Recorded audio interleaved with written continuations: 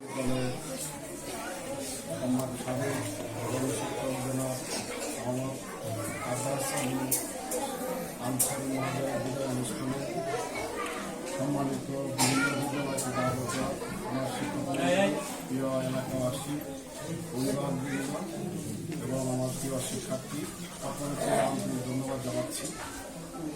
প্রথমেই ধন্যবাদ জানাচ্ছি অত্র বিদ্যালয়ের সম্মানিত সকল শিক্ষকদের এবং এলাকাবাসীকে সুন্দর একটা আয়োজন করার, কারণ একজন চাকরিজীবী জীবনের সবচেয়ে ভালো একটা অবসরের পরে তাকে সুন্দর একটাভাবে বিদায় একটা আয়োজন করা, এটা কিন্তু সকলের ভাগ্যে হয় না।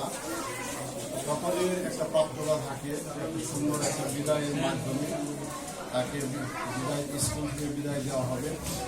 কিন্তু এমন একটা সুন্দর পরিবেশে আব্বাস সাহেবের বিদায় হচ্ছে,